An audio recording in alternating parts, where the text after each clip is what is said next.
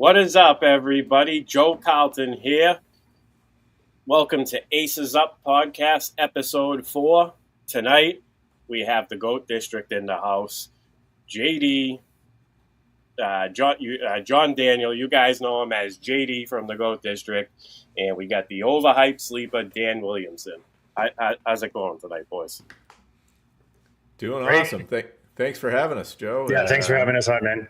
Absolutely, man. I've been looking forward to this one. Getting both you and Dan on. I know me and JD have done some best ball drafts, and he joined the draft party the night he was supposed to be on Thursday check down. We decided to bypass the show and go and just do a draft party, watch party, and we had a good time with that. So tonight we'll get to the GOAT District, the history of the GOAT District interview that I wanted to get to on that show, and then we'll obviously talk some fantasy football. Sounds good. Awesome. Shout out to Jamie in the chat, by the way. Yeah, absolutely. My sound tech guy. Anytime I do a live stream, he's always telling me, your music's too loud, your music's too low. You got to pump your volume up. So he's kind of my sound guy. I appreciate him. And go check him out. Go check them out on Dynasty Six Pack. Not right now, but after the show, go check them out on there. Absolutely, man. I appreciate everybody in the chat. Hit the like button. If you haven't subscribed to the sports affiliation, definitely do that. We got plans throughout draft season. We got big plans, so I'm looking forward to that. So why don't we just get right into it? Start with the history of the GOAT District. So this is something that I know you and I have touched on it a little bit in the DMs, JD, but I want to get the audience to know you guys a little bit. So why don't you tell us why don't you start talking a little bit about yourself, how you guys got connected and became friends, and hobbies outside of fantasy football. Just give us a brief persona on you. I'll let JD tell the story of how we became friends. I think it's a good one. I think he tells it well. So nice. So I'll start there. We could talk about our hobbies and stuff after, but just to start off, Dan and I go.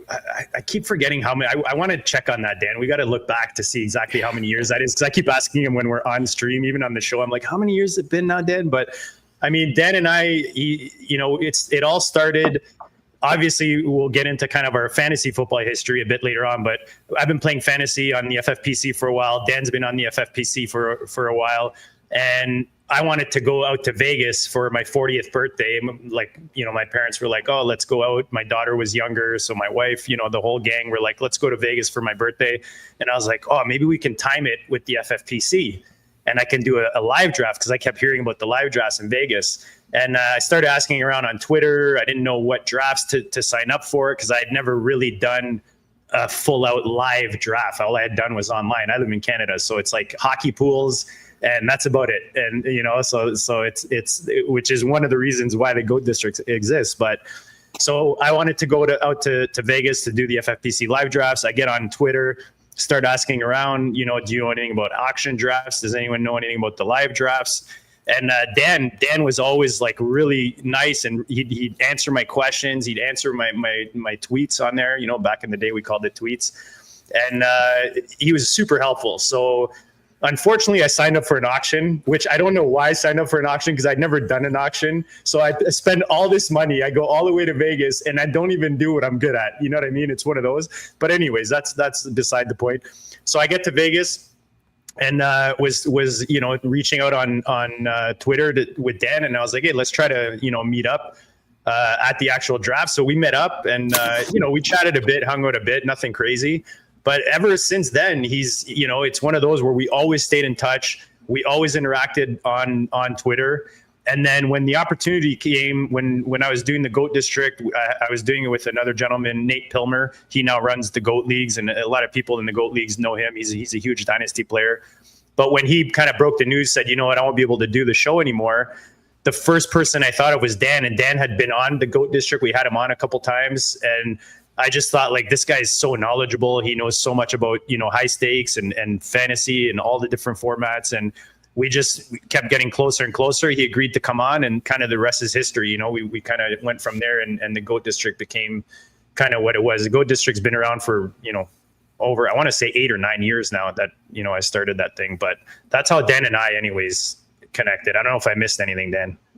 No, I think that's a pretty good synopsis of it. I guess knowing that it was your 40th birthday gives us a time we can go back to and say, well, good point. So I think it was probably about a year and a half after that, maybe, that we started podcasting. So I'll be 48. Am I going to be 48 or 49? I'll be 48. So 8 years. There you go. Seven, a bit over 7 years, I guess, the show. Probably 7 years. Yeah.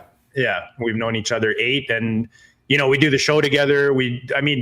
Dan on and off the screen is one of my closest friends. I consider him one of my closest friends. Our families met actually in Portugal, in Lisbon. We got all our families together, went out one night for dinner, had a blast. I met his girls are amazing. His wife's amazing. And we co-own a lot of dynasty teams together. We co-own a lot of big tournament teams on the FFPC, and we're successful at it. We do really well as a team. So we don't only, we're not only a team on screen, but we're a team obviously in the draft rooms as well. Absolutely. So you guys, a couple of years back, were doing like a dynasty segment where you get on for like 30 minutes, go over a couple of your teams and put together some trades, talk about the lineups. That stuff I really, really liked. That was helping me. I'm still fairly new to Dynasty. It's only my 3rd season. I only have 4 Dynasty teams now with the dispersal that I just jumped into with you guys. So I know I'm in over my head, but I know one thing that's only going to make me better. I'm going to learn from it. I already learned a ton watching that rookie draft. How active! I can't believe how active it was. The rest of my rookie drafts that I've been involved in were not that active. So it's definitely it was an eye opener for me, and I enjoyed taking it all in. So why don't we get into how long have you guys been playing fantasy football? Let's let the audience know your experience in the game, and you can tell us about your first experience if you want. I'm pretty sure I started first, so I'll go first on this one. I mean, I have no problem admitting I'm old. I started in 1990. So it's been a minute. It was actually my wife's work league. She's like, they do this thing called fantasy football. She says, I don't know what that is. Do you know what that is? I said, I have no idea what that is.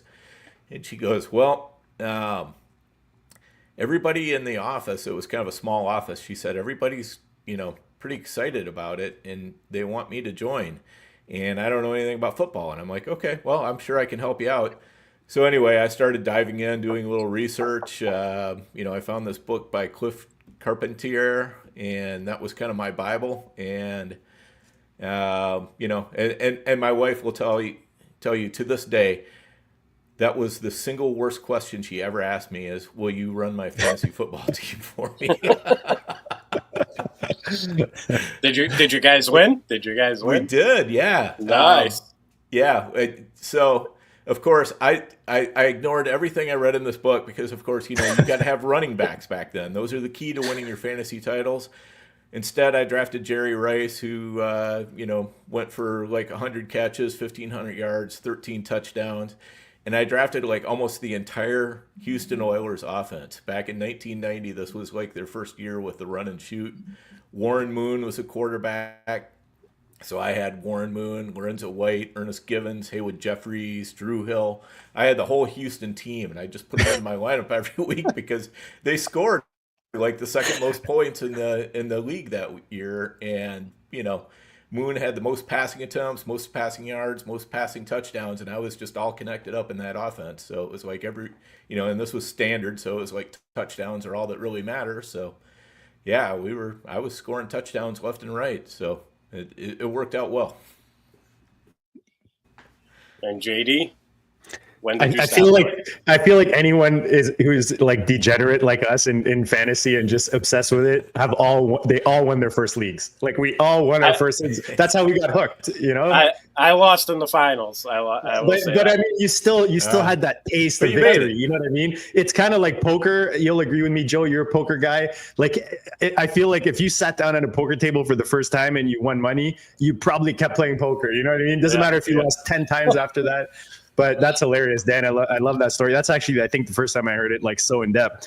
But like I said, I'm up in Canada, just outside of Toronto. So everything here is hockey. Like I don't really have anyone up here that I talk football with. Like everyone I talk football with is through, Goat District and online and X and all that.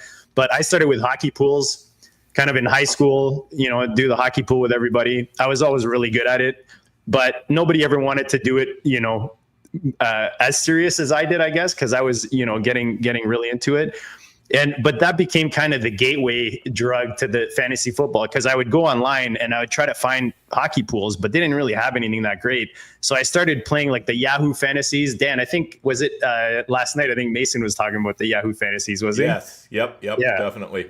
So I started playing the baseball Yahoo Fantasy. They had free leagues on there. So it was baseball, and then I'd play football. But I really gravitated to the football. And then I found a site. I don't know if you guys ever played on it, but it was called Masters Fantasy. And they had like dynasty leagues. And I was like, what's this dynasty? This is crazy. So I joined that, played, started, like anyone else, started with the one team. I remember my first team, I drafted like Drew Brees. I can't remember the Pittsburgh receiver that was just starting out. Anyways, I could, if I actually think about it, I could probably list off like a few of the players, but I knew I had Drew Brees as my quarterback. He was just starting out or whatever. But, I ended up finding the FFPC actually in 2014. I played one league. They had the football guys. Dan, was it in 2014? Yeah. Yep. And I joined one league. I won my league. I still have my little thing right here, my little medallion, 2014 football guys. Nice. And then the following year, again, won my league, got another one here, 2015. And it just from there, I started playing best ball, started joining their dynasty leagues, and the rest is history. I've been playing on the FFPC for ever since. And, every year I'm sure like anyone else, you add more and more. You start off with five best balls. Next thing you know, you're doing like 100, in the off season, like any other degenerate. But that's pretty much it. But my second year in 2015 was probably my best finish. And that's what really got me hooked, because I went pretty far in the football guys. I remember going in the last weekend. Dan's heard this story a million times, but I was in 5th place going into, and back then I think it was 200,000 or 250,000. Yeah, I think the money was, and I was like pumped because my team was awesome. It was the final weekend. I'm in 5th place. I'm like, I'm going to win some, and it's US money. So for a Canadian, it's like times 1.5. You know what I mean? Like I'm winning like $500,000 here, So, but I remember going to that weekend thinking like, this is going to be so awesome. And of course, as a Colts fan, I was a big Peyton Manning fan growing up and stuff. But Andrew Luck was the quarterback, and I remember he had the worst game against the Jags. Like he scored, I think, negative points. And I think I ended up finishing like 22nd or something out of the tournament. But from that time on, I was like just hooked on the FFPC, their big tournaments, and just trying to go far every year. I agree. So that's how I got hooked to high stakes. I played in 2018, one lousy $350 entry. Didn't even win my league. Got in the shootout as a wild card because I finished top 15% scoring overall. And went from like 560th place to 4th right after the first week. And I stayed in that top 5 all 3 weeks. It's like you said, it's exciting. You're like, I can't believe I'm in contention to win this money right now. And I finished 4th, and I've been chasing that top spot ever since. Man, it's fun. So I get that. That's how you instantly get hooked. And it's great. And I love the competition too. They're playing against like the best players, and it doesn't get better than that. Fun community too. Like just you get to meet these guys, and like meeting Dan, and I went again a couple years ago to Vegas, and it's just everyone's so friendly, so nice. Guys giving you hugs that you've never actually met in person before. They're like, I know you. When you communicate with somebody all year and you only get to see them a couple times, when you get to see them, man, those are great. That's great times. Like. So it's a great to connect. Everybody's the same. You realize how similar we are. Passions about everything, not just fantasy football, just life in general. So, like you said, the community is great. JD, why don't you? What made you start the GOAT District? What made you want to say, let's do a podcast and talk about our fantasy football teams? So, like I said, I'm up in where I am. Like my group of friends, nobody was into football. Not to the point, that we are. Not to the point where they want to talk about it and they know the players and they know like the main quarterbacks that make the Super Bowl, and that's about the extent of it. So obviously, I was always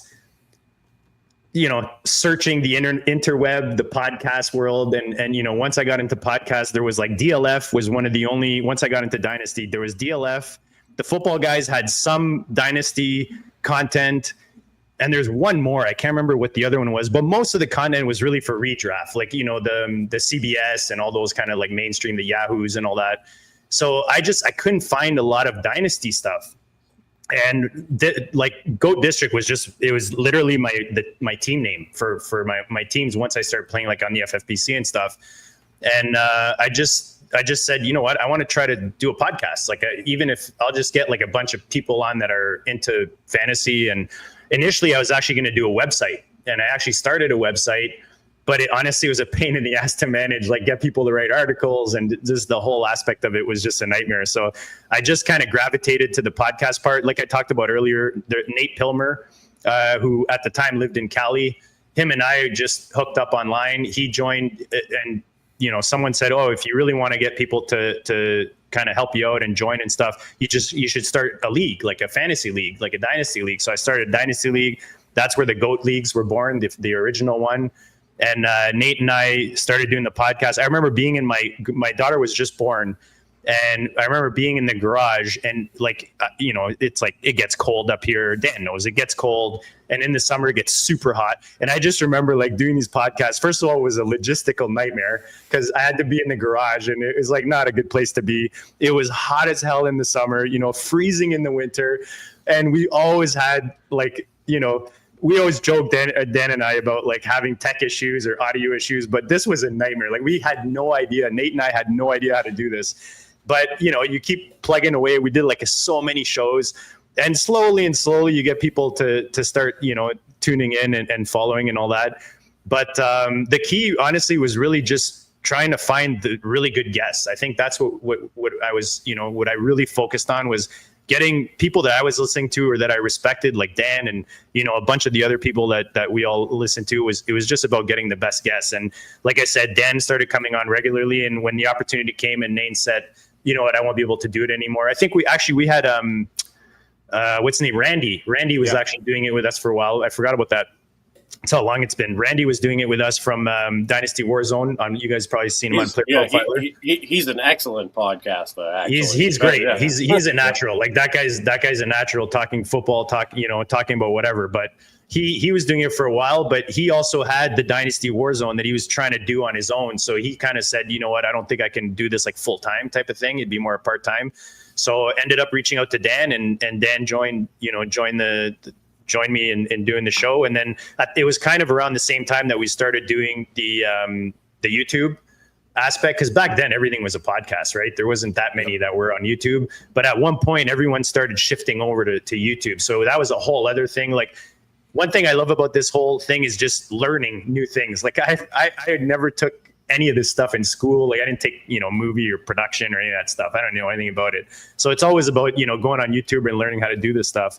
But that's pretty much it. That's how the GOAT District happened. Dan and I got together. We really, I think, narrowed our niche and really focused in on high stakes and bringing in like the best. Like Dan knew a lot of these guys just from going to Vegas, playing with them. So he was getting a lot of those guys to come in, some of the best players in the league, like names that like mainstream players might not know, we were bringing them on and they were getting exposure. And then I'd reach out to guys like, we had Dave from the CBS show, just guys that I would listen to. I would reach out to them and say, hey, do you want to come on?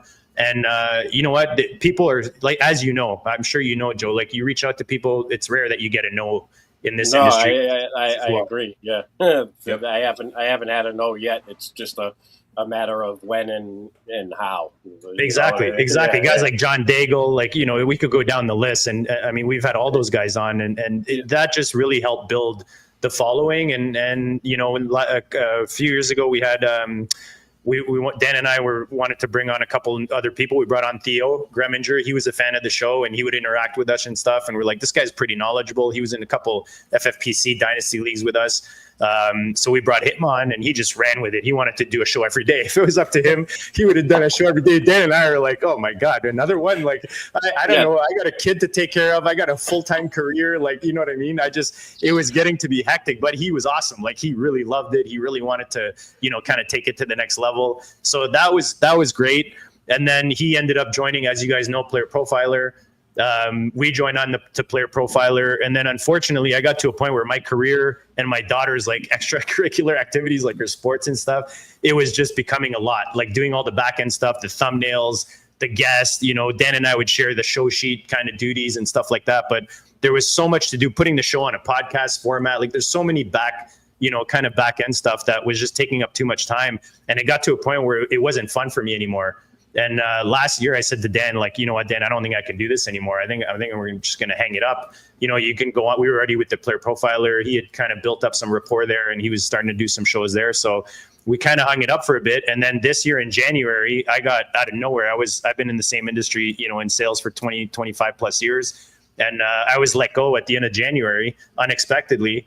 And I had surgery on my shoulder, like at the end of last year. So I was kind of, in limbo, I guess you could call it. I was still doing my rehab. I didn't really know what was next. And I just said, you know what, like, I love fantasy football. I still, played like crazy, bunch of best ball, everything.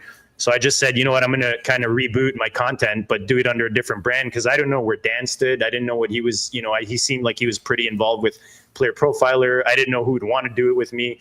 I didn't know what my schedule would look like or anything like that. So ended up rebooting it, as you guys can see on the screen, as Draft Room Baller on the same channel. But there was always something missing. Like, I was doing live drafts, as you know, Joe, we've done some together, and I love doing live drafts. So that's kind of why I do the streams. I figure someone will get something out of it. But we just brought back last week. I reached out to Dan a few weeks ago and I said, you know what, I'd love to bring back the show, the GOAT District, like the high stakes fantasy football show. And Dan was like, sure, I'm on board, as long as we figure out the schedule and all that. And so we brought it back. Last week we kicked off the first episode, and we just had the second episode last night with Mason Spain, another high stakes grinder. Absolutely. Yeah. I'm so glad you guys are back too. I mean, there was a time where you were like literally the only podcast I listened to. Well, JD and I go together like peas and carrots. And the guests, and like JD said, man, you guys bring all the best guests on. You get, the John Lobbs, the Andrew Coopers, Theo, the list goes on and on. John Daigle. I mean, guys that really know what they're talking about. So that's a fun part of it for sure, is just getting to talk to all those people. No doubt about it. All right, so now that we got the history of the GOAT District out of the way, we learned how you guys connected. We learned how this great team was formed. Why don't we get into some dynasty discussion? Because if there's one thing that Dan Williamson, the Overhyped Sleeper, is good at, it's dynasty thoughts. I can honestly say I can listen to Dan 24/7 talk dynasty. Just everything about it, the evaluation, the whole concept, the philosophy of it, just everything. Dan is real sharp when it comes to this stuff. So let's JD invited me to take over an orphan, and it was going to be a dispersal draft, not just taking over the orphan. It was actually a 6-team dispersal draft, which is basically like a startup. I considered it a startup. half the league. Might as well have been. half the league into the player pool. But even that, Joe, like I know you want to get to Dan, and I totally agree with you. He's by far the sharp. For me, he's by far the sharpest guy.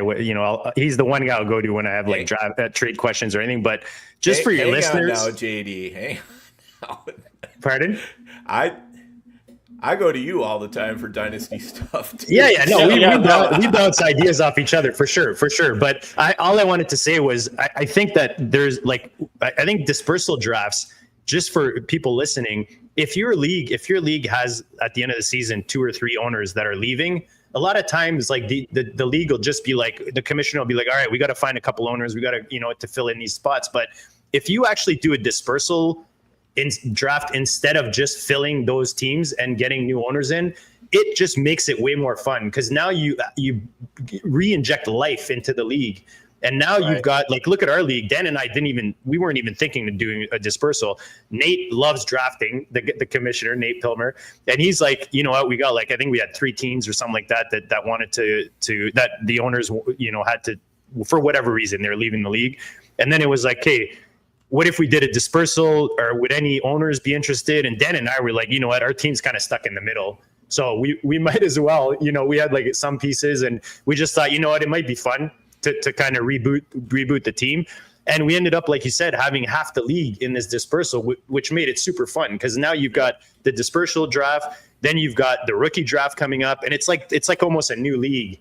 And like I said, it kind of re-injects some life in the league. So that's something that league commissioners and dynasty players can think of when, at the end of the season, when some guys want to leave. It's a way to kind of give some life to a dynasty league.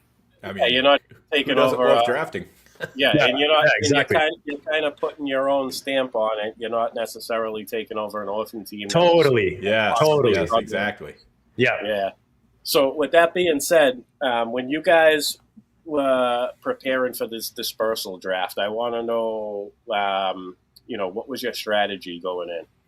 When you guys were bouncing ideas off each other, what was the main goal? I think JD, the main thing we wanted to do was get younger because we had a team that was, I think we finished second once, third once. Yeah, and we were just barely out of contention. Well, actually, I think we did make the playoffs the third year. Got bounced immediately, and our team was just it had gotten old, and we kept using our upcoming year's rookie picks to, because we were always so close. We're like, well, let's make a move for a title. And we just never quite got there. So it was like we were at the position where we had a lot of older players and we were just starting to rebuild, and we'd kind of committed to, this year we're not, trading off any players. Doesn't matter how good we do. We're just going to try to get younger. We're going to try to trade off our older picks for, or older players for picks. All that kind of stuff. And then the opportunity to do the dispersal came up. So that's kind of what we went into it with is, hey, this is a good opportunity for us to reset the team. And we had a good number of assets that are still productive, that ended up kind of getting, spread out amongst the dispersal teams. So it was kind of, worked well for us. And I think it worked well for everybody in the dispersal too, that we had those older players that, were still productive. But, I think, JD, we mostly focused on trying to build through wide receiver and tight end primarily, wouldn't you say? Yeah, and I think both of us by nature, I like to say that we stay flexible, both of us going into a draft. We don't necessarily have like a strategy like, okay, we're going to get, this many quarterbacks, this many receivers, that kind of thing. But I think that we've learned over the years that in Dynasty, the receivers, especially younger receivers, they hold their value the longest. There, you can really build that as your core. Obviously, super flex. If you can get a stud quarterback, that's great.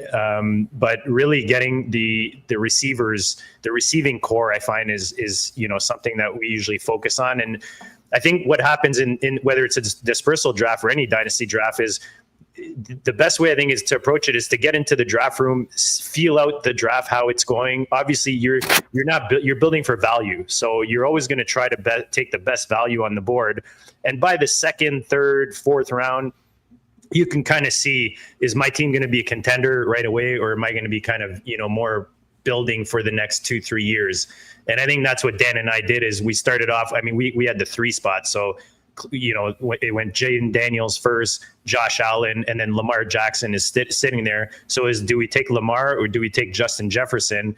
And then it's just a matter of, what else is on the board. And we just, as much as Dan and I love Justin Jefferson and we've got him on a lot of our dynasty teams, we thought that having one of those top 3 quarterbacks was just something we couldn't pass up.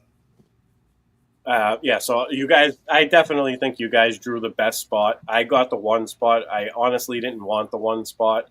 And there was one round, I forget which round it was, where it took its toll. And it was when the first round rookies, there was a first round, there was maybe 3 or 4. It might have been more. I forget how many first round rookie picks there were. There was 2, 4, 5. No, actually, so sorry. No. There was 102, 103. So 2, 4, 6, 8, 9. There's 9 of them. There was a run where I made my picks, and then it went that way and come back this way. By the time it came back to me, all the first round picks were gone, and that's what I was worried about happening, and it totally happened. And I ended up with the best quarterbacks. I ended up taking that 3rd quarterback, which I ended up trading. We'll talk about that in a few minutes. But yeah, you guys, I think definitely you got right in the middle of the draft, and I feel like being in the middle gave you guys a lot of flexibility. Yeah, for sure. That is a nice place to be. I mean, it's a little bit less of an issue in a 6-team draft, but as you saw, being on the ends, even in a 6-team draft, you're going, 10 picks before you get to your next pick. So there is a little bit of waiting, and in the middle, you don't have to worry about runs so much. You can kind of get in on them.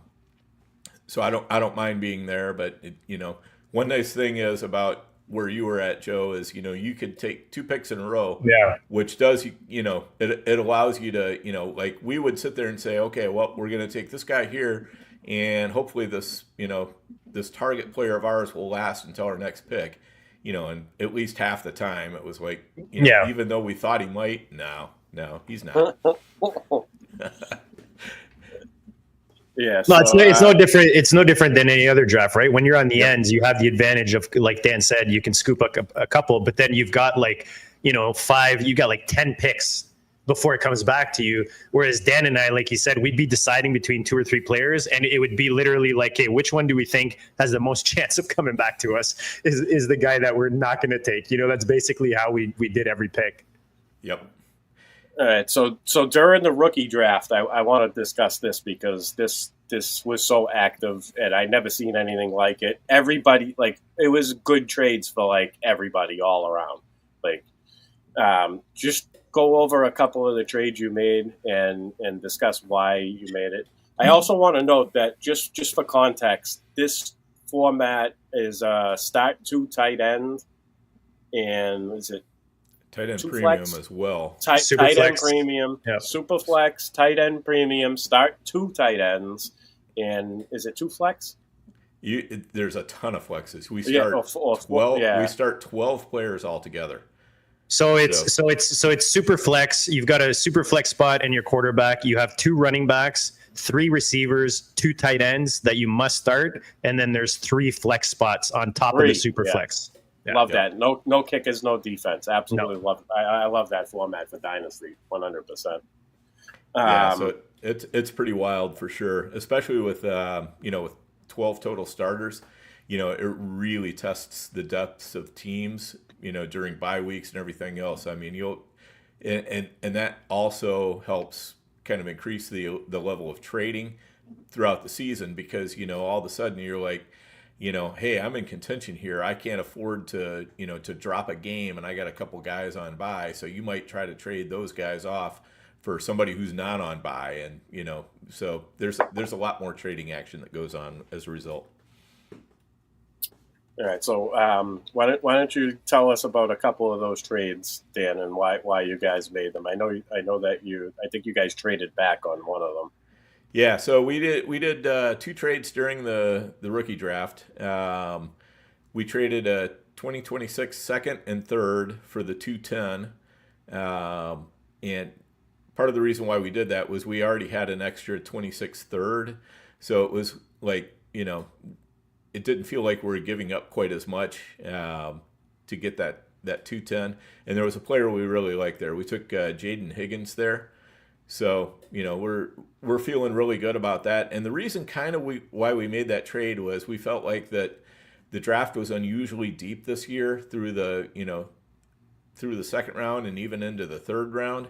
And we didn't know if that was going to be the case next year.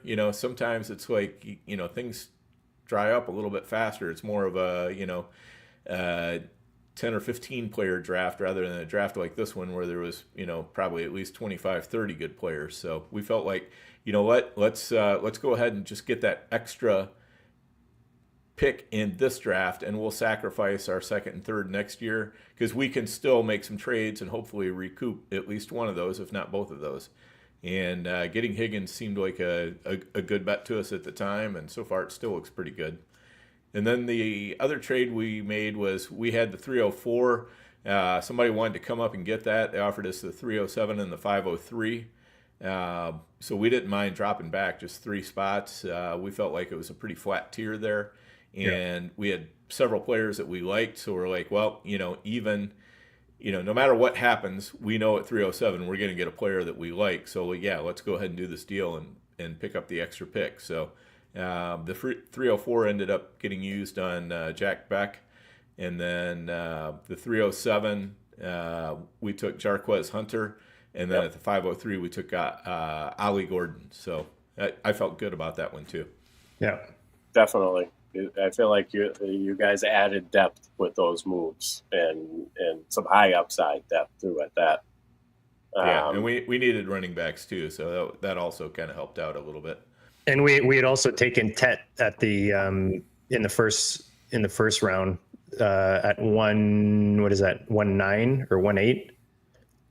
Yeah, I forget who was it. Was it Tyler O that suggested I trade you guys Odunze for Tet? Like I remember in the chat, I was like, "No way, they're gonna." I'm like, Dan and JD aren't gonna do that. Like, nope. You were correct. We were not gonna do that. No. Like, I don't think anybody was gonna do that. Like, so that gets to me. I made one trade. I want you guys to analyze it. Tell me if it was good for my team. Did I make a good move? So I went back and forth too. Like, we went back and forth with the counter offers, like 10 different. You guys are tough. I will say this, very tough to make a trade with, but there's always great counters. I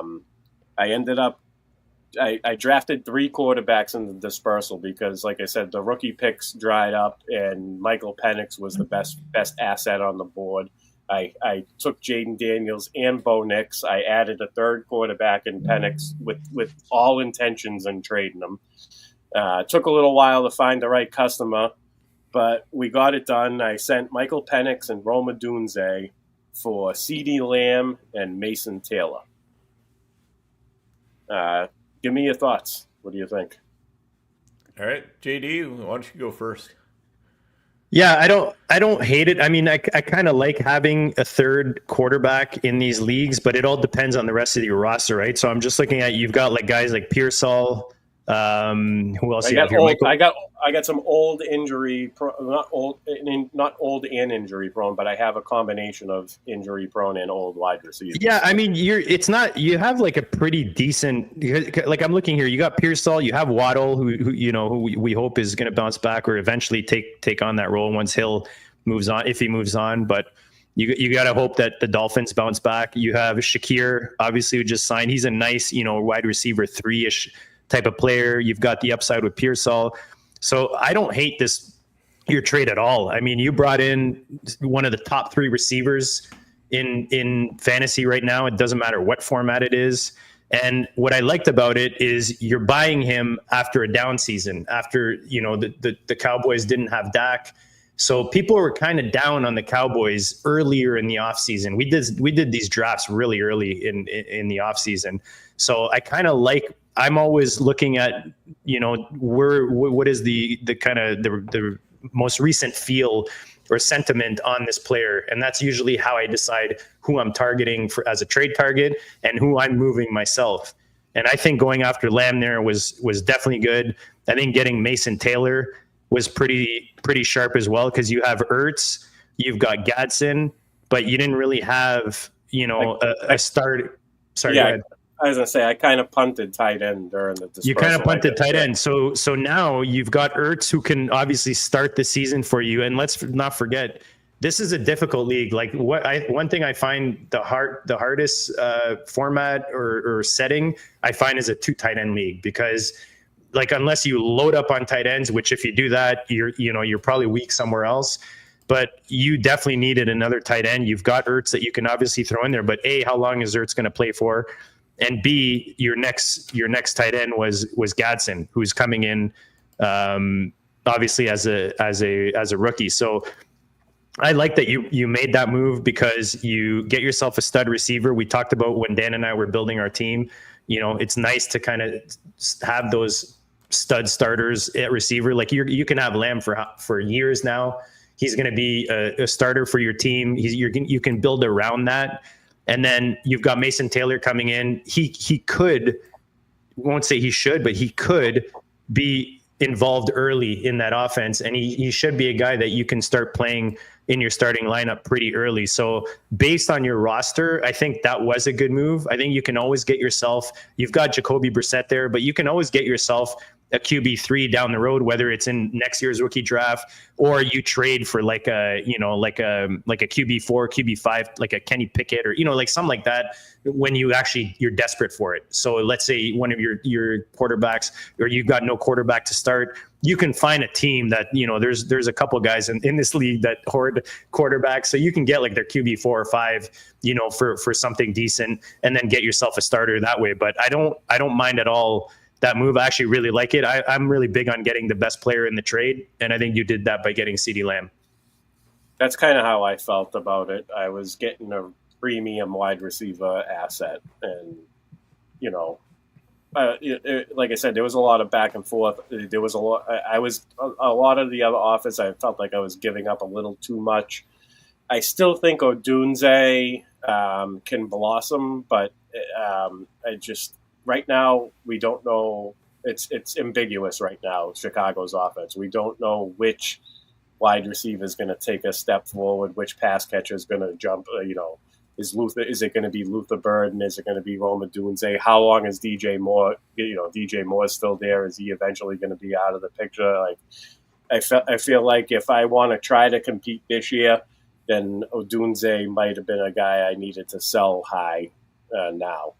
Not necessarily high, but it's still hopium. Let's face it, it's still hopium. Yeah, he still has it. You're getting in on that. Yeah, exactly. I personally, I love this trade for you, Joe, because you know what, Penix is not established at all. We have no idea what he's going to be really. The odds are that he's probably going to be average, maybe somewhat better than average. I don't see him as being, like a fantastic quarterback or anything like that. I don't think you traded away the next Patrick Mahomes. Odunze, man, Chicago's offense had a lot of problems last year, but Odunze, a lot of times if a receiver is really, really good, they're going to show out no matter what. Odunze didn't do that. And you got CeeDee Lamb, who is one of the best receivers that you can possibly get. I mean, he's basically top 3 or 4 dynasty wide receiver. You got the best piece in the deal, and you got Mason Taylor, who could end up very easily being the number 2 target on the Jets offense, for lack of anybody else. And they were very excited about him. I mean, they took him early. So, I really like the deal for you. I think it went well. I'm not afraid to run with just 2 quarterbacks. And I'm not afraid to use assets like Penix, who I think, like I say, people have a lot of hope on him, but we don't know if that hope is going to come to fruition or not. And, most of the time it actually ends up going the other way. They fizzle out after a couple, 3 years. So you're trading Penix at a really nice time here where, people saw just a nice 3-game sample and he looked pretty good, so you can tell yourself a story about Penix. But we don't know exactly how that's going to work out. And you got an absolutely top flight player in CD Lamb out of it. So I'm not afraid to trade off those quarterbacks like that, because you know what? If I need a third quarterback, I'll go out and I'll make it, I'll offer a third for Joe Flacco or something, get me through a couple weeks. And other than that, I'm happy to go with just whoever my two quarterbacks are. All right. Appreciate the assessment, guys. I thought it was a good trade. So let's get into some more dynasty philosophy. So as far as handcuffing goes, what do you guys view it like? I think handcuffing in dynasty makes sense because you kind of set yourself up to fill in the spot once, like if a player moves on to another team, his contract is up, or if he retires or gets hurt and he's not on the team anymore, you get the next guy in line. Do you guys agree with that, or how do you view dynasty handcuffing in dynasty? I think larger rosters make it more feasible to do it, but you always got to ask yourself the question, is it worth it? It depends on what's the cost to acquire that handcuff, right? If it comes cheaply in a rookie draft, or you can get it as a throw-in on a trade, things like that, it's definitely worthwhile. But a lot of times we're not even necessarily sure who the handcuff is. And also, especially with running backs, we think of, Kendre Miller is the heir apparent to Alvin Kamara. But is he, it doesn't look like he is anymore. Now it's Marshawn Lloyd. Is Marshawn Lloyd really going to be the heir apparent to Josh Jacobs? I'm not sure. He certainly had a lost rookie season. So even those handcuffs don't always work out exactly like you think they are. But right. Again, with the larger rosters, yeah, you can get in there and do it. You just got to ask yourself, is it worth it to acquire this player? I usually try to get my handcuffs on the cheap where I can. Once my handcuff gets expensive, if he's not on my team, I just, that's the way it is. I'm just not going to have that handcuff. I'm okay with it. All right. Anything to add on that, JD?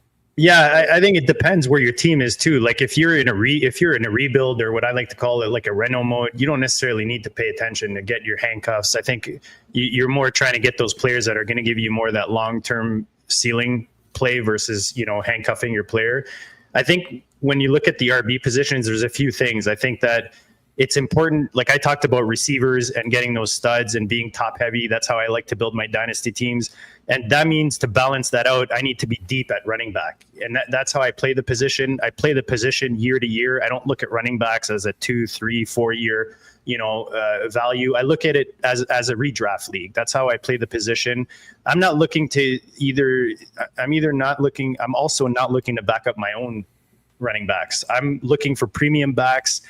That could be other people's handcuffs, but I'm looking for guys that are on good offenses, have good O-lines, that can catch the ball, that have standalone value. You know what I mean? Like they're not guys that are just waiting in line, because what Dan said is key. And we say it often, Dan, we don't know shit. We think, oh, this guy's going to be the handcuff. And then next thing you know, the starter gets hurt and they've got like the third or fourth guy coming in he's got a specific role. And then the other guy's got a specific role. So I think if you focus on getting talent and you focus on kind of those things that I mentioned with regards to, pass catching, goal line roles, guys that have standalone value, that are not just kind of, sitting there based on where they are on the depth chart, I think that'll really help out. And then that way, when you do get these guys, they're kind of like mines, right? Like they're waiting to pop in value in a way. So when they do pop, that gives you opportunity or options in your starting lineup, but it also gives you opportunities to make those trades. So like for yourself in this league, you need a third quarterback. If you've got a guy on your bench, at running back that pops because now he's the starter all of a sudden, and you've got enough running backs, now you can move that guy with maybe a pick and get yourself like a QB3, So I think there's different ways to approach the position, but I think those are all kind of important things that I keep in mind when I'm building my rosters at the running back position.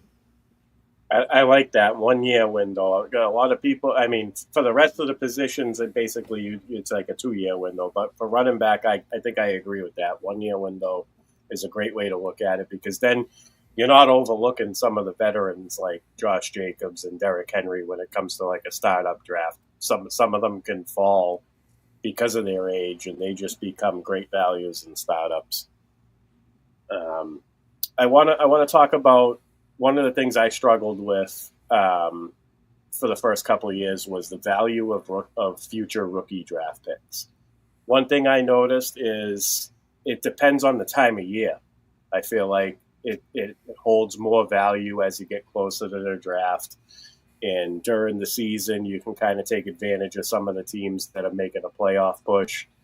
But other than that, I mean, I'd like to hear some of your guys' thoughts. How do you value the future rookie picks? I mean, I think they're gold pretty much. They don't take any roster space. They're easily tradable. They never get injured, and they always increase in value over time. So, there's just no downside to them.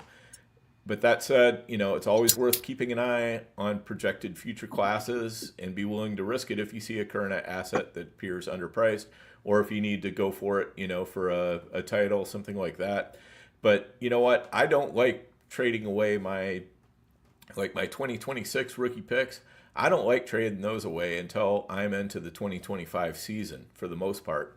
I know JD and I did make that one trade where we traded a future second and a third, but we already had the extra third, so it made it a little bit more palatable. And also, we just felt like this draft was going to be that deep that, it was a chance we could afford to take. But otherwise, yeah, I would rather just hang on to those picks because you know what? I don't know how the season's going to go for me.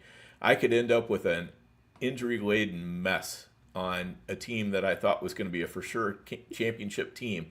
And if I've already spent all my draft picks trying to, buff up that roster before the season even starts, now I've got a team where the players are a lot less valuable because they're, injured, who knows how they're going to come back in 2026. I've traded off my draft picks.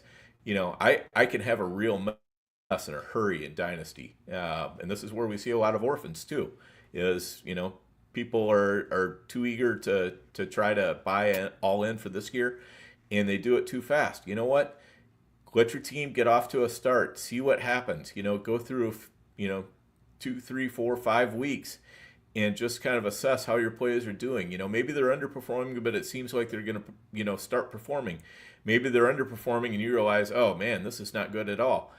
So you'll be happy if you realize, hey, that my team suddenly aged out a lot faster than I thought it was going to, if you didn't sit there and spend your future picks to try to buff up that roster. So there's a lot of reasons why I want to hang on to those picks and just use them only when I really need them.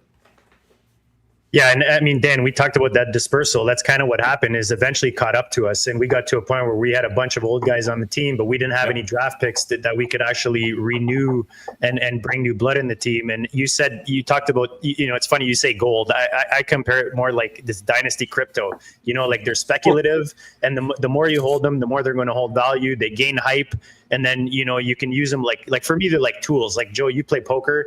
They're like, if you're a contender, they're like chips, and you can now buy, pieces that you're missing to really make a run and, go after that championship. And then if you're in a rebuild mode, you're just trying to accumulate them as much as possible. But timing is the most important. You want to buy them at around mid-season or beginning of the season, when, or actually mid-season towards back end of the season, when the contenders are looking to buy those pieces.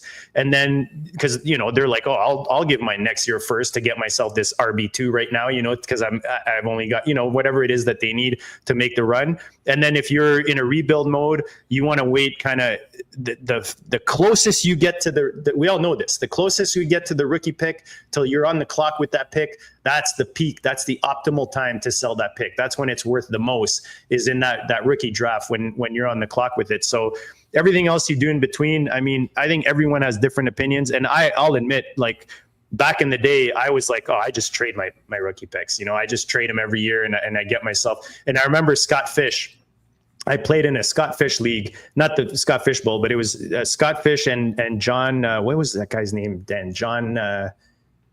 The guy he used to do. Anyways, they used to have Hogue? leagues together. John. No, not John Hogue. Anyways, John Bosch. Is it John Bosch? Maybe. Anyways, Wasn't they used to Ryan run McDowell, these was it? crazy leagues. They used to put these crazy leagues together. And anyways, I finally got invited to one of these leagues, and I remember it was one of those where you would get it was a crazy system. But anyways, that's where I learned that I can't just trade away my draft picks every year, because it catches up to you. So I think if you time it right and you use them as tools, and at the right time, like Dan said, try not to trade away your first, like your next year's first, as much as you can. If I'm trading my first now, it's because I know that I have like a really good chance to make a run at the championship, or it's going to really make a difference on my team. Sometimes you see drafts or trades and they're like, oh, what do you think of this trade? And then it's like, okay, well, let me see your team. And then you look at the team and it's like, they're not even close to being a contender. But you also have to look at the other teams in your league. Like, how is your team compared to the other teams? Is that really worth you making that move? And are you really going to be competitive now once you've made it and given away that first? Because they're hard to get back. Yeah, no doubt about that. Excellent. All great thoughts, guys. If you're in the chat, if you're listening on YouTube, hit the like button. These guys are dropping heat. Show the love, show the appreciation. We're gonna jump into 2025 Dynasty startup talk. I haven't done a startup yet. I'm considering doing one and adding another Dynasty team. I've done one. Actually, I've only done one startup from scratch. It was terrible. It was the first Dynasty league I was ever in. It's only a $20 buy-in. I've gotten the team into a good position now, but that first year, I wish I could have done so many things different. So, let's get into some of the players that Dynasty ADP. Give us a couple. Can you give us a couple of players that that you find a great value in 2025 Dynasty startups? All right. I'll jump in there and first off, I just want to say I did do an article on constructing a roster for Dynasty startup drafts over on Player Profiler. I read that. It was pretty good. And it was free, and still is. I'm just going to drop a link to it in the chat in case anybody wants to see that. That'll kind of maybe help them out as they're like listening to what we're talking about, give them a little bit more of an idea of, kind of where my head is at for 2025. But a couple players I find is a great value at ADP. Couple quarterbacks. Give me Bryce Young, quarterback 2020 or quarterback 23, and JJ McCarthy, quarterback 16. Both of those are coming in super cheap. You can go out there and you can, you've got Caleb Williams going off at like quarterback 7 or whatever. You can get these guys so much cheaper, and it doesn't matter that Caleb was the 101 anymore. All that matters, Bryce Young was a 101 and he did terrible, and then all of a sudden he's doing great. JJ McCarthy, I think, is in a great system. These are quarterbacks I think are going to have a very, very good chance to, they're in a nice offensive cradle, I would call it. It's like everything surrounding them is exactly what they need. They got the right coach.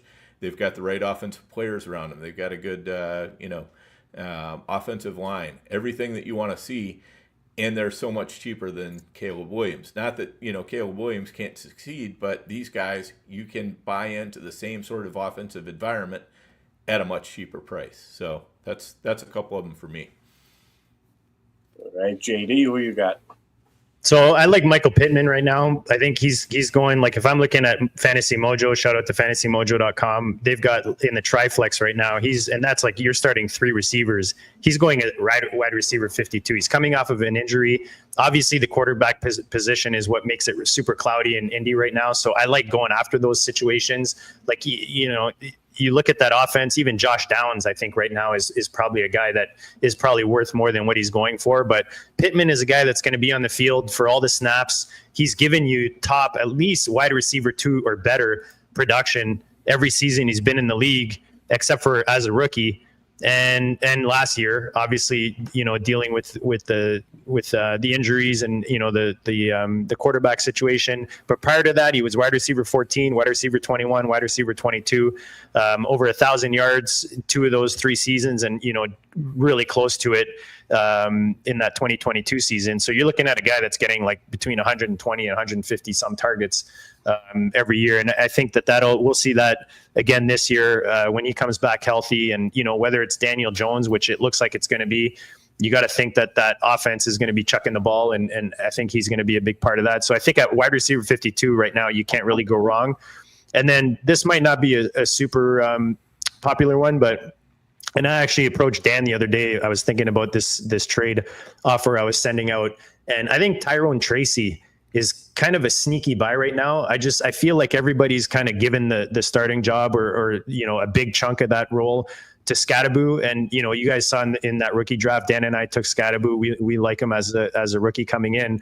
But I think Tyrone Tracy showed some pretty good flashes last year. He looked really good as obviously they had to lean on him a bit more with, oh man, who was it that got injured? Who was the other running back there?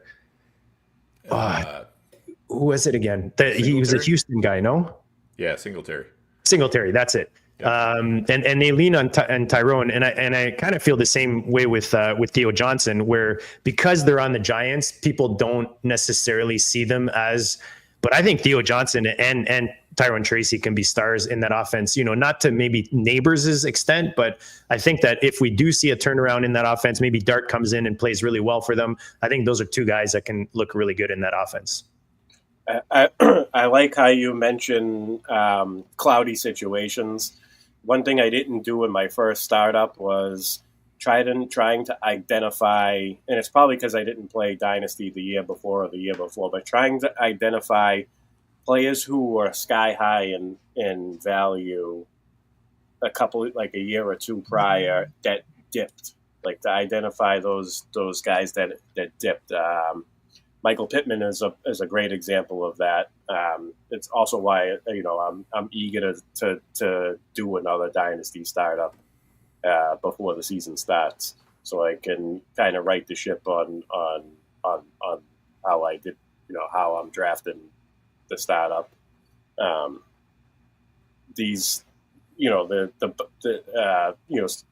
Selecting the right players. I feel like I kind of put my back against the wall trying to draft like a win now team, but I also tried to acquire future draft picks at the same time, and I kind of got stuck in the middle like you guys were talking about. And then I had some aging guys that really declined in value and never recovered, so it took me a little while. At one point I was shopping Jamar Chase. That's like how desperate I was. I thank God I didn't move him. I still have him. So, but like I was like looking for ways to try to add depth, and I got it pointing in the right direction now. I'm hoping this year goes well in my 3rd season in that particular league. But these are all great points. Back to 2025 startups. Are there any older veteran players that some people are fading that are becoming good values that you might be targeting? That I should target in a startup. JD, why don't you start this one? Sorry, I didn't. Are you talking about fades? Yeah. We'll do fades first. Oh, sorry. No, sorry. I didn't understand your question there. So older veteran players that some people are fading that you should be, that are kind of dropping in value in these startups that are still worth drafting. Are there any that are still worth going after? Like I'll give you some examples, like Aaron Jones, is Devontae Adams. Are these guys still worth picking in a startup? Yeah, I mean, I think it always depends, obviously, on your roster and kind of what we talked about, like going into the draft. How is that team outlook? Like, are you looking to compete now? But if you are looking to compete now and you are looking kind of those vets that can maybe not cost you a lot, you've got the obvious guys that are kind of in the mid rounds, like the James Connors, the David Montgomerys, the Alvin Kamaras. Like, you don't want to build your whole team around those guys. But I think that if you can draft one of those guys, like in the 9th, 10th, 11th round, and add them to maybe some younger running backs that you picked up earlier in the draft, I think that's always a smart way to inject some points, that you can live off of right away. And again, like, what happens is, let's say you do build a team like that, you get mid-season or 3/4 into the season and you see that your team is not contending. These guys should still be producing. So you can unload them to a team that is contending, as you get closer to the playoffs. So those are guys that I like, but I think the easiest position to do that is at tight end, right? Because these tight ends, they play like really, once they hit the 30 point, everybody's like, oh no, I don't want that guy. He's 30, he's 31. But let's face it, you see Kelsey, we see Kittle now, he's in his 30s. And, a lot of these guys, like, look at Ertz last year. Ertz was going for free going into the season, and he put up like some top tight end points, especially in the back end of the season. Once the rookie quarterback was adapting and found kind of the guys that he trusted, he really leaned on Ertz. So there's guys at positions like the tight end position, the running back position, I think especially, you can really find some points there in guys that are not going to cost you too much. Yep, for sure. All right. So what are some of the benefits of being active with trading in a startup? Guys, give me some ideas on this. If I'm picking, if I draw a top pick, like the 2nd or 3rd pick, is it worth me trying to immediately trade back and add some picks? Like, give me some benefits of being active with trades. What should I be trying to accomplish, I guess? Yeah. So you're going to find people in any startup. There are going to be the crowd that is immediately trying to trade away their firsts. And then there's the crowd that are immediately trying to acquire all the firsts, because you're going to have, half the league is going to go towards win now. Half the league is going to go towards, the productive struggle. And, so you got to figure out kind of where you want to fit on that and make sure you're getting in on that initial flurry of trades. Because if you don't get in on that, like, you feel like you fall behind, right? That's kind of the first trade hands in the first hours of the draft. Is once the order is set and trading is open. Sometimes it depends on if the draft starts right away. If it doesn't start right away, and you've got a couple days before the draft. I mean, sometimes even 48 hours after the order's been set and trading has started. Most of the firsts that are going to trade hands have already traded hands. So you don't want to miss out on that if you're looking to acquire a first. If you're looking to sell a first, of course, you can do that at any time. But, and then as far as trading draft spots, yeah, if you see places where, you feel like things are flat, you always want to trade down. If you see that there is, kind of the glass guy in a tier, or a guy who fits your build really, really well, that's where you want to trade up. And so you've just got to always be kind of aware, like when I'm doing a startup, when I'm doing, drafting for best ball or drafting, a gorilla or something like that, I don't need to pay as much attention to what's going on in the draft. I just need to know when it's my turn, and I'll pick my players. But in a startup draft, I got to be on all the time. I've got to be watching all the time, because all of a sudden a trade happens, and you know what? I see this guy swooping in, and I think maybe he's going to take my guy. If I can jump in front of him, I'm going to.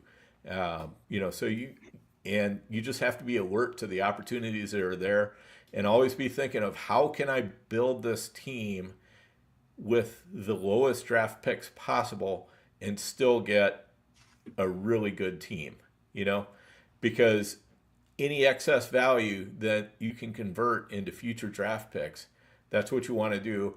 Or if later on in the draft you need to, swoop in and grab a player, now you've got the ammo to do it. So that's why you want to do a lot of trading. I mean, JD, what do you want to add?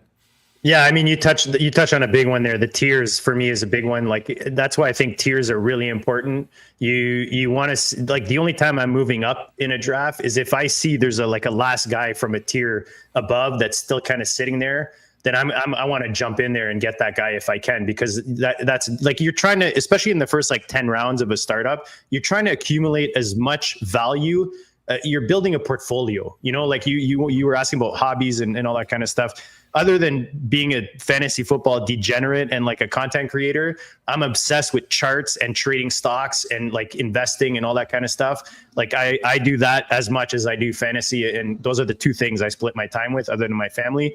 And that's what it's all about. You're not trying to set a starting lineup when you're in a draft. Like that's the biggest mistake people make is I have my quarterback and now I've got my tight end and now I need 3 receivers. And no, you're trying to build as much value as you can, especially in the first 10 rounds. And then after that, you can look at, how to massage your team as you go later in the draft and build depth and all that kind of stuff. But you're really approaching it like a portfolio and trying to build as much value as you can. So if you can trade back, and like Dan was talking about, there's only so many first round picks and there's only so many guys that are willing to move those first round picks. So if you're sitting around, picking your nose while the rest of the team is active, and next thing you know, you're sitting there and you're like, oh, I want to move back, and there's nobody left that wants to move up, that has picks to move up with, then you're SOL, at that point, and you've kind of missed the boat. So I think those are all things, but Dan hit on some good stuff there. That's pretty much it. At the risk of running too long, but the thing is, you can look. People are going to be looking at ADP a lot when they're doing these drafts. And if you've got a good source of ADP, like if you're doing a draft on the FFPC, you got to have Mojo, and you got to be looking at those ADPs. But also what you're doing is you're just kind of looking at, like sections of the ADP, because a lot of times you can identify sections that you find really, really juicy. Like, you might say, man, the 9th and 10th round has a lot of older but still productive veterans that I'm really interested in.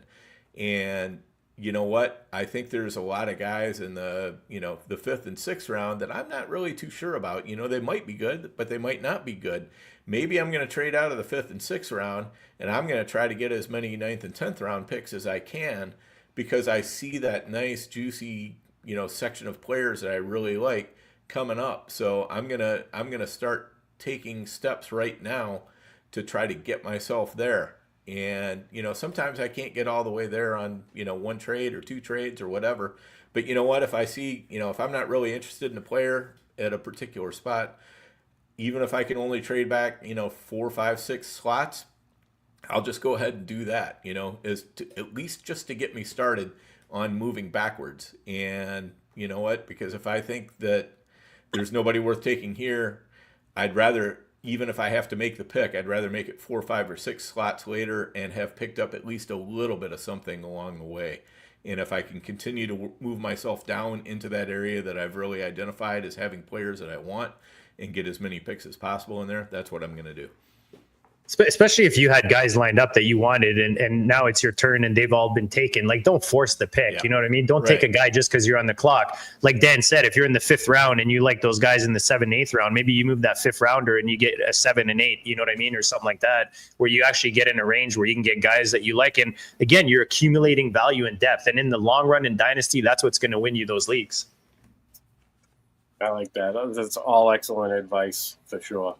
Definitely helps me out. Like I said, when it comes to identifying the spots, just the general comfort level of it, I'm still. But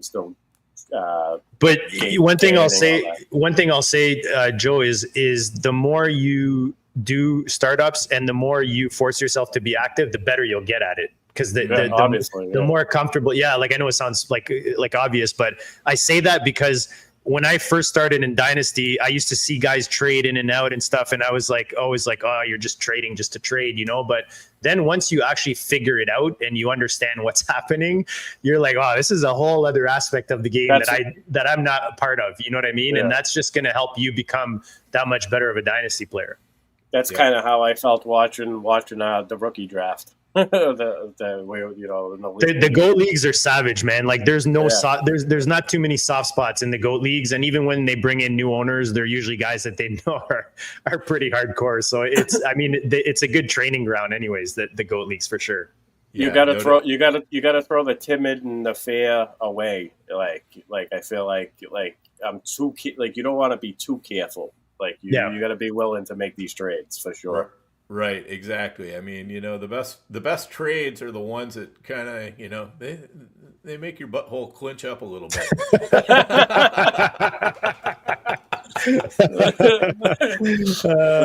That's so true. That's so true. So, yeah, because the thing is, nobody. It's very rare that you can get a trade done that's very lopsided in your favor. And if it's not lopsided in your favor, you're definitely going to have some, second guessing yourself about is this right for me? Can I do this? Should I make this trade?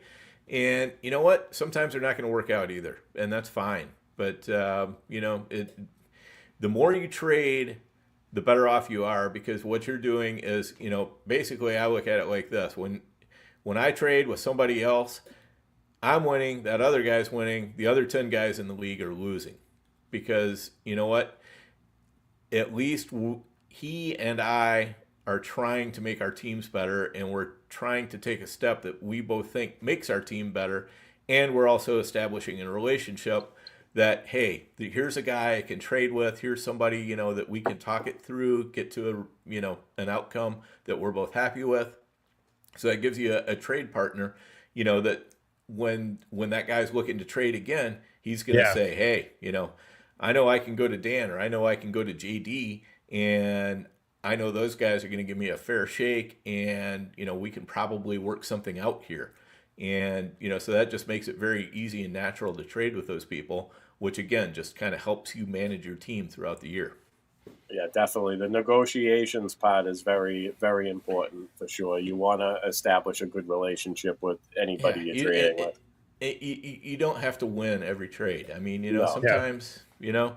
sometimes I give up, what I know is, I'm giving this player, this other owner, some good value here, and I might be losing the trade by a trade calculator, but you know what, if it accomplishes the objectives I need for this team, I'm going to do it. And also the fact that this owner, hopefully feels like he got a good deal out of it. Again, he's going to come back to me. Nice. This whole show has been great, guys. Do you want to touch on topic 3, or how much time do you guys got? Up to you. I got all night, What's topic 3? 2025 redraft ADP values and fades. I'm gonna have you guys give me one or two guys that you're in on based on ADP. One guy you're fading at ADP. I'll let Dan go first. I didn't get to that part, but I'll find some on the fly. Oh yeah, definitely. We can kind of machine gun this thing as well too. I sent you guys the message earlier. Last night, I was at the casino till 2:30 in the morning. Joe's a poker machine. He sends me pictures of these stacks of chips, and I'm like, oh, nice. Like I wish I lived 5 minutes from the casino. So last night, I decided to go later than usual. I had work this morning. I had to be at work 7:30 this morning. I decided to go like 9:30 last night. I was planning a hit and run. I picked one spot where I didn't. It wasn't a bluff spot. This was I had a pair of queens, and the flop rolled out 6-8-10, or 6-7-10, and somebody bet into me. It was already I made it a 3-bet pre-flop. There was already I think I made it 50. It was already like $120 in the pot. Playing 1-3 no limit, so we're sitting with about $500. The flop comes out 6-7-10, and my opponent bets into me. So naturally, I have to raise. I don't go all in, but I make a raise, and gets back to opponent. Opponent moves all in. Now the raise I made was like I put 145 into the pot. Player moved all in for 290 more. Okay. All I'm thinking is like the only thing that this person can have is a set. And I was like, because I made that raise. I put enough. I felt like I was pot committed. So I said, you know what, what I do is I always buy in. If I buy in for 500, I'll keep 200 in my pocket as an add-on. I don't ever rebuy. If I lose, I just call it a day and go back another time. But I'll keep an add-on for moments like this. I make the call. Of course, opponent turns over the straight, flop the straight. I'm drawn back. So I add on the money. Now in my mind, I'm like, that was as the session went on, I played for 5 hours, almost 5 hours. As the session went on, it kept dawning on me that this was not the person to be looking up there. I probably should have folded, because if that was the case, I would have had a great session. Because I at that point, I was like, now I'm going to have to, this is a mistake that I couldn't just let go and leave and come back the next day. I stayed and I grinded out a $200 win. It took 4 hours of playing, closer to ABC poker solid. So, then I worked 7:30 to 3:30. I was supposed to coach a little league game at 5 o'clock, but it was so hot out, they canceled the game. So that was a blessing. I didn't have to throw 3 innings. So you were not acing your arm then. No, I didn't have to ice my arm. But the point is, I'm tired. So, if you guys told me no, that would have been all good. But let's get into the redraft stuff. It's not going to take long. So let's get her done. We'll start with Dan. We'll give JD some time to prepare. Oh, I've already done them. I filled them out while you were telling your story there. Oh, nice. Well, see, that's a perfect. See, Carlton, that's why you're already learning as a podcast host. When somebody tells you they're not prepared, then what you do is you just tell a story. Go out there and filibuster. Just go filibuster until they're ready. Because if you weren't ready, I was going to start filibustering on that one. It's just to buy JD some time, but you were right on it. So good job on that. Thank you. All right. So quarterback. I already kind of mentioned these guys, but even in redraft, J.J. McCarthy and Bryce Young, I'm taking those guys in a lot of places, and if we're talking about best ball, they're my second, third quarterbacks. If we're talking about redraft, if I don't grab an early quarterback, I'm probably not going to grab a mid-range quarterback. I'm just going to wait until we get down to the later round quarterbacks, and I'm going to take like a J.J.M. or a Bryce Young there. Guy I'm fading, Caleb Williams, hasn't shown me anything yet. I mean, I like the setup. I like, but you know what? He looked very, very lost. A lot of the problems that he had were not really based on his offensive line as much as they were. He just was not processing well. He wasn't making the decisions he needed to make. That's a quarterback I'm going to fade every year until they show me that they've got it. I'm not gonna, it's kind of the version of doing what you did in poker last night. I'm not going to just sit there and bet on it just because I'm afraid of what might happen if I don't just go ahead and go all in on him. I want to know before. So I'm not taking any Caleb Williams this year. So Dan is good at taking some of my guys always. So JJ McCarthy is a guy I think we both really like. I'm gonna mention a guy he actually goes pretty early, but I love getting him when he falls, especially like in the big gorillas. I've paired him up. I've stacked him as much as I don't stack much in redraft anymore. I've stacked him with players on his team, but Jalen Hurts, I feel like you can get that top tier quarterback by waiting, and he usually falls like in the 4th, 5th round. And I mean, when you get him there, that's just beautiful, because now you've got that Konami code. You can compete against the Lamar Jacksons, the Josh Allens, the JD teams, and you didn't necessarily spend that 2nd, 3rd, 4th round capital if you do have them fall there. So that's one guy I really like. I think Geno and Stafford are 2 guys that I like getting super late. Like if I've seen Geno not even get drafted in some of these big gorillas. So if you want to wait and you grab like JJ McCarthy as your QB1 in one of these redraft tournaments, he's going around the 14th, 15th round, and then you take like Geno in the last round. That's pretty solid, as a quarterback start, especially what's happening there in Vegas. And my big fade this year, and I drafted him last year, Dan, in that one Dino team that is Tua. I am never drafting Tua again. I mean, I just thought. Oh, sorry. I thought you had a question there. Just the health concern, the inconsistency. I don't care if that guy's taking Taekwondo, MMA, Jiu-Jitsu. It doesn't matter to me if he's doing like cartwheels. The guy he will mess up your team for the season. You know what I mean? And he's not like super expensive, but the fact that he's going, where is he here? He's going around guys that I just mentioned, that Dan mentioned, like around Stafford, Bryce Young. Like, hey, we'd rather get those guys. Penix. I'd rather wait a bit and even grab like a Cam Ward or a Geno Smith than have my season rely on a Tua. And then so that's it for quarterbacks. Sorry. So I really like the fallen Jalen Hurts call. He's really. I'm not saying I'm completely out on the elite quarterbacks, but I just think it's so deep this year that you don't have to have one of the elite quarterbacks. But Jalen Hurts is the one in that group that's going the latest. Even Burrow is going ahead of him in some drafts. And I have a feeling that Philadelphia's pass volume is going to go up this year. We know that Barkley is whether his workload's going to be managed or if he misses games or time. And they're the Super Bowl champs, so they're going to be getting.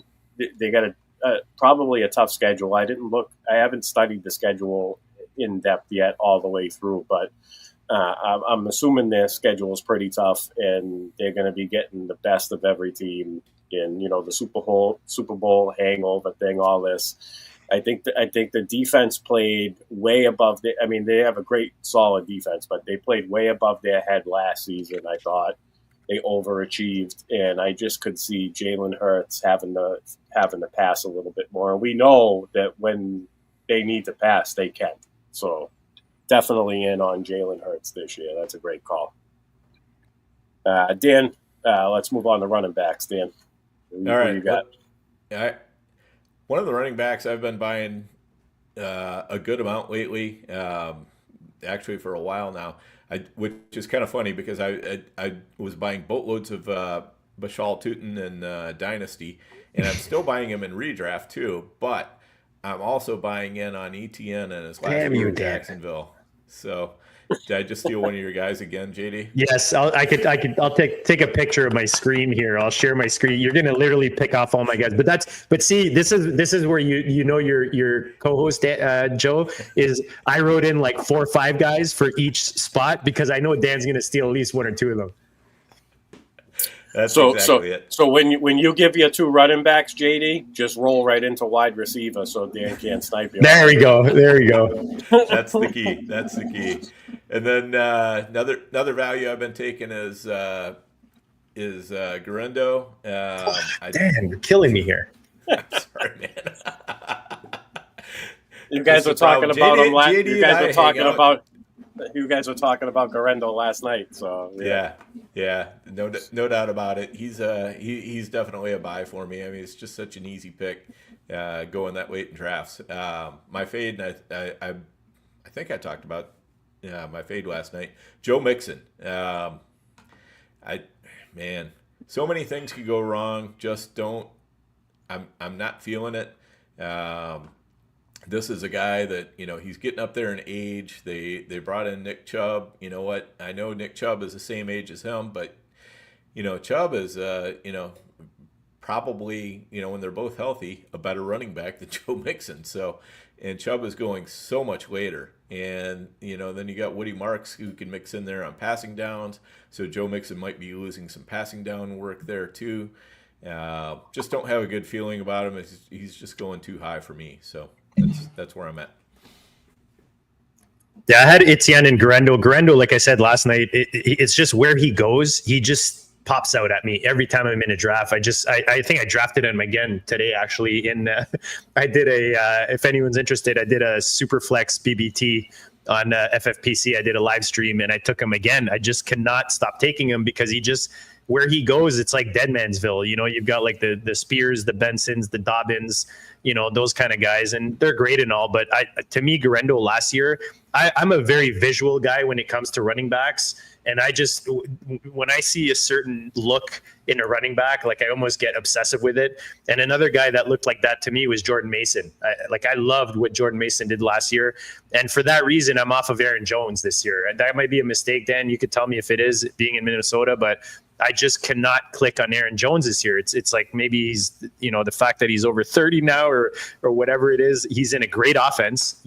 He's got a great offensive mind coaching him. Dan mentioned Etienne. He's a guy who was on my list. Another guy who's on my list that I find is still going a little cheap. And I like that he's kind of fallen all these rumors about, them having a committee backfield and all that in New York is Breece Hall. I mean, we were drafting this guy as a top 3 running back, I believe, just last year, and now he's going in the 3rd, 4th round. So for me, again, kind of like Hurts, you're getting that workhorse stud running back at almost a minor discount. I would call it. There was another guy you mentioned, Dan, but anyways, yeah. So those are the guys I have on my list. I'll go receivers just so that Dan doesn't pick them off.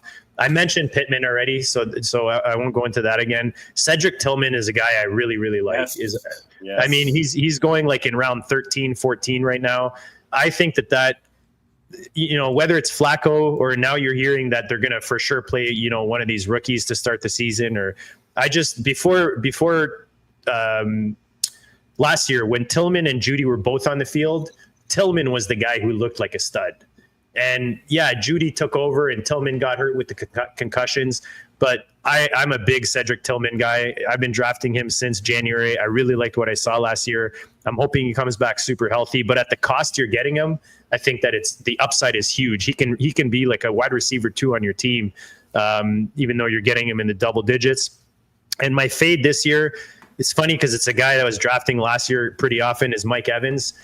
When you look at the splits with, I should have pulled this up, but if you look at the splits with Godwin on and off the field with Evans, it'll take me 2 seconds here. I was gonna say he's inconsistent. I had him last year, and he every now and then he can give you a stinker for sure. He can, and now they bring in Igboku. I mean, look, we like that offense, and I love that Mayfield, found a home, and he's really helped that offense. But if you look at the splits, trying to see how I had this. Yeah, you're looking at like PPR, you're looking at about a 5-point difference. You're looking like closer to 20 points for Evans when he's off the field, Godwin.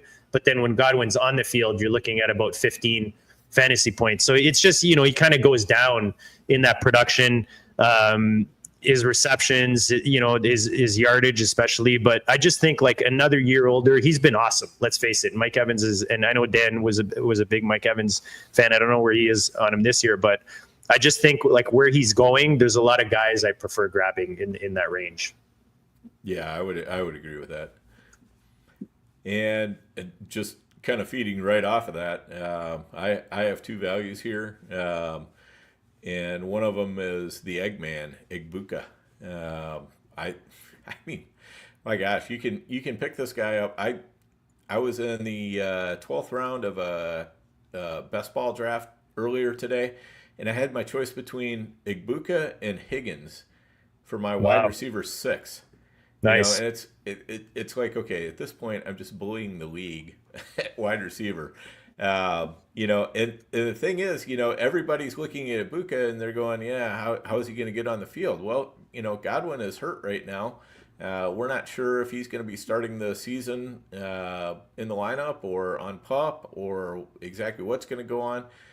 Mike Evans is old. And they've been singing the praises of Igbuka. The coaching staff has been new OC, Dan, also a new OC there.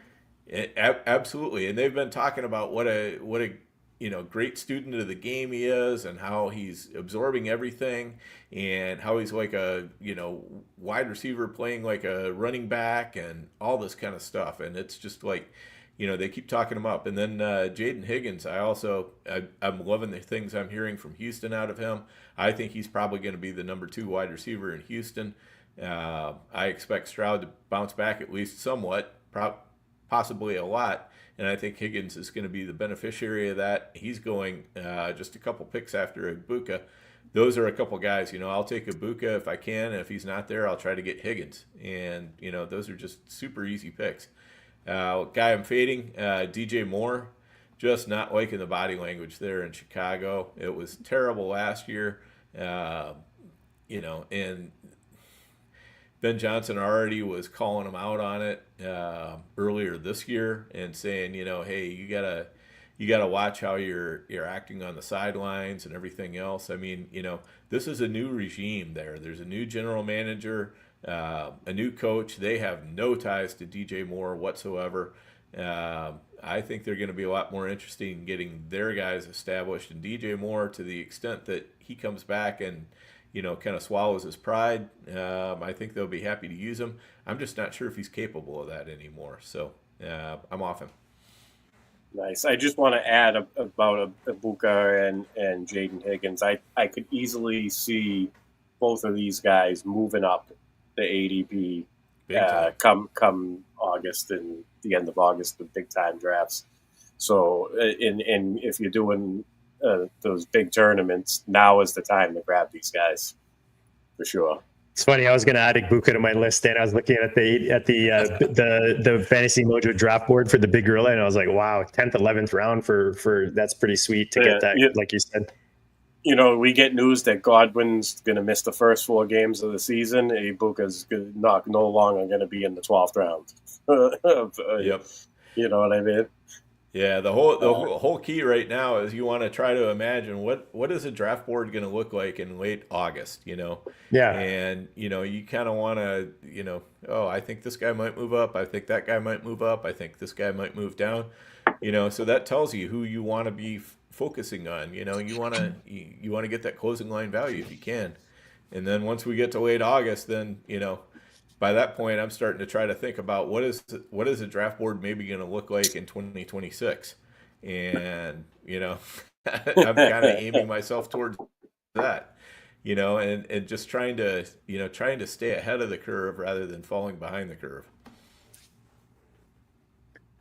All right, we got tight end. Tight end. All right, go for Dan, it. I'm JD. going. I'm not letting you steal my guys. Value. I'm going Hunter Henry, old tried and true. I mean, he's. I was just looking. He gave you 10 top 10 production, 10 weeks last year, where he gave you top 10 production, and that's when Drake May was a rookie. A little inconsistent at the receiving position or at the quarterback position. I think with May coming in for like a full rookie season this year, he's, we talk about it, Dan, on our show for years, how the younger quarterbacks really lean on their tight ends. And I think that's going to be huge this year. As much as they added Diggs and they brought in Kyle Williams and so on, I think Drake May is going to lean on Hunter Henry a lot.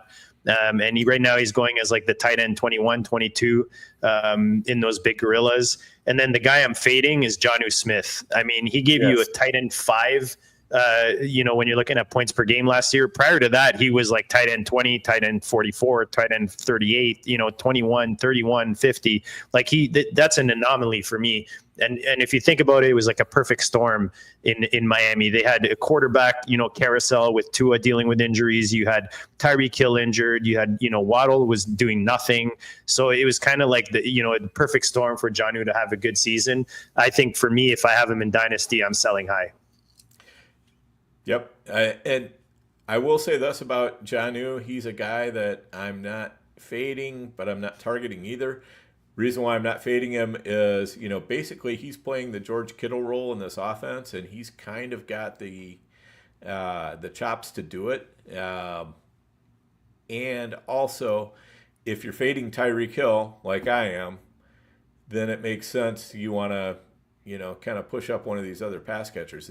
The main problem for me with Jonnu right now is the fact that he's potentially holding out, could potentially get traded, all that kind of stuff. I think that'll all work itself out, but I already had plenty of Jonnu Smith in the earlier drafts this year, so I'm kind of playing the waiting game right now. I'm not really drafting him at this point. I'm just going to kind of wait and see how this holdout stuff shakes out, and then I'll go from there. But Yeah, you could be absolutely very, very right about fading him. But I just don't think he's getting over 100 targets again. When the most he had prior to that was 69. He had 111 last year. Yeah, I don't think he's getting over 100 targets, but if he can get 85, 95, something like that, like Kittle gets, I think he's got he can do something with those targets. He's he's definitely a very efficient guy in that offense. So I like a lot of things about him, but it's just there are some things that we can't count on yet, and he's kind of priced to the point where you need to be able to count on him at least somewhat. My value right now is Freiermuth. I think he's going to be just. I knew you were going to say Muth. I mean, I was so off of Muth the last couple of years, but I'm so on him this year because things have changed. He's going super cheap. I mean, I've been grabbing it like tight end 17, tight end 18, tight end 19. It's like, come on, what are we even doing here? Aaron Rodgers is in town. They have about exactly one good wide receiver and Freiermuth. And that one good wide receiver is not a guy that you're going to be working the short areas of the field. Hello, Pat Freiermuth. And Aaron Rodgers will relentlessly dump down to his tight ends if he's not seeing his wide receivers doing what he wants them to do. And we know how Aaron Rodgers likes his wide receivers to, do things exactly the way that he expects. DK Metcalf, not the sharpest route runner out there, so there are a lot of things pointing to Freiermuth to me. The tight end I'm fading is Sam Laporta. Not that I think he's terrible. I mean, I think he's going to have some really big weeks and everything, but I don't think he's going to be consistent this year. I think he's going to be kind of frustrating, especially in managed leagues where you got to make start-sit decisions. Laporta's a guy in that offense that, I think it's multiple enough that what we saw last year could continue this year, where he has some big games, but he also has some games that aren't very good at all. And I'd rather just avoid that headache, especially that early in the draft. If I'm going to take somebody that early, I want somebody that I can really, really count on every week. Let me just run one scenario by you about Freiermuth. If Keenan Allen lands there, how are we feeling about Freiermuth now? I'm still not feeling bad about him. I would love to see Keenan Allen land there, though, because you know what? I have bags and bags. Same. So do I. I've been clicking on him like crazy. He's another guy that just pops off the page when you see him in the queue. You know what I mean? Where he's going so late that it's really hard not to take him as like your wide receiver 7. You know what I mean? Or 8. And once he's it's going to go up. That ADP. Yeah. Yep, exactly. You want to skate to where the puck is going, man. You don't want to be skating to where the puck's at right now. Awesome. So that pretty much covers everything, guys. I appreciate you taking the time to come on. So we're at an hour and 40 minutes. That's 100 minutes. That seems to be the benchmark for this Aces Up podcast. We've been hitting right around 100 minutes every episode. I tell everybody that's how long, if I want to go drive to Foxwoods in Connecticut to play a poker tournament, it takes me 100 minutes to get there. So that's that's the analogy I use for that. This was great. Glad to get you guys on. Talking live, face to face is definitely a cool experience for me. I love you guys, what you do, all your work, the podcast, the Goat District being back, the music, the rap song, all of it. I can go on and on, but this definitely was a fun time.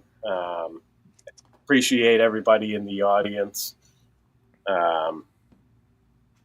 Next week, we tomorrow night, Thursday check down, we have Tip Major as a guest. Me and Rick will be interviewing him, and we'll be discussing current topics, I guess. And next week, I have Rick Avery and Matt Wood. These are two good friends of mine. I made friends with them at the first live Scott Fish Bowl in Boston draft. I drafted next to him, actually in between both of them. 2 years in a row.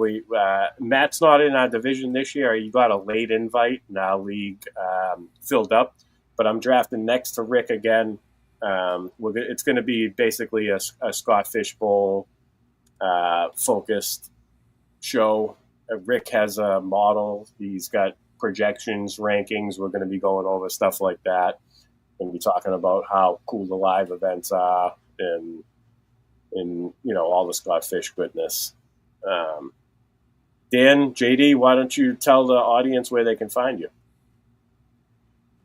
All right, JD.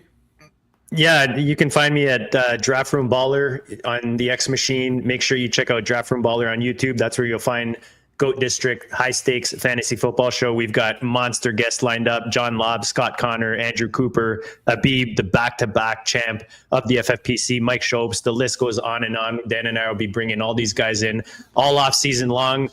Iron sharpens iron. Is that what they say, Dan? Yeah. We're always trying to bring in the best to talk dynasty, redraft, best ball, and I'm doing at least three or four live best ball drafts, or actually any kind of drafts. I do big gorillas. We've done main events. We've done all kinds of drafts on the channel. So make sure you subscribe so you don't miss any of that. And Joe, I appreciate this. This was a blast, man, and I appreciate all the support you've given over the years.